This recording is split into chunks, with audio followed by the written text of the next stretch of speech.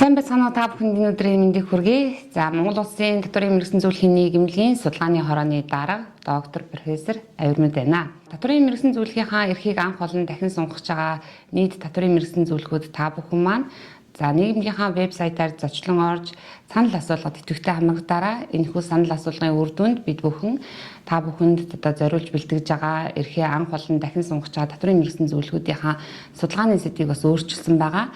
Хүү сэдвийн өөрчлөлт маань мэдээж одоо Монгол улсад хэрэгжиж байгаа татварын хуулийн шинжилгээтэй холбоотой за олон улсын түвшинд хийж хэрэгжүүлж байгаа татварын одоо энэ хууль эрх зүйн орчны шинжилгээтэй холбоотойгоор бид бүхэн бас цаг үе олсон оновчтой энэ судалгааны сэдвийг одоо бичиж хамгаалж эрхээ сунгуулах ийм одоо боломж бүрдэж байгаа гэж ойлгороо.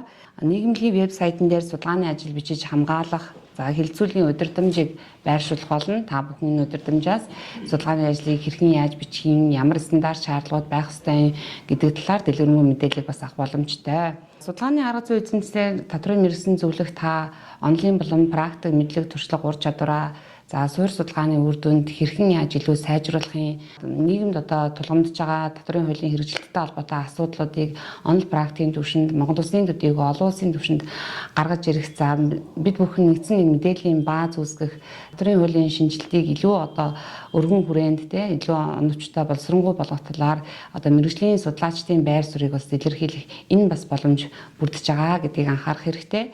Эрхээ анх болон дахин сунгаж байгаа нийт татварын мэргэжлийн зөвлөхөд та бүхэндээ судалгааны хорооны зүгээс судалгааны арга зүй гэдэг хичээлийг одоо танхимаар орох болно. Тийм учраас та бүхэн бас энэ одоо хичээлийнхаа үр дүнд судалгааны ажлыг хэрхэн яаж бичих вэ гэдэг илүү одоо дэлгэрэнгүй мэдээлэл болон ур чадварыг бас авах боломжтой гэсэн үг. За 2025 он татварын мэргэжлийн зөвлөхийн нийгэмлэгийн судалгааны хороо хамтарч хуулийн шинжилттэй холбоотой за хуулийн нэмэлт өөрчлөлттэй холбоотой өрнөлөөлийн одоо төсөл болон судалгаа ажлуудыг хийж гүйцэтгэсэн байгаа. Ингээд та бүхэн судалгааныхаа ажилдаа илүү идэвхтэй суурь судалгаагаа илүү агсан түвшинд хийж үздэг тал дээр бас хичээж ажиллахыг хүсье. Ингээд анхаарлаа хандуулсан та бүхэнд баярлалаа.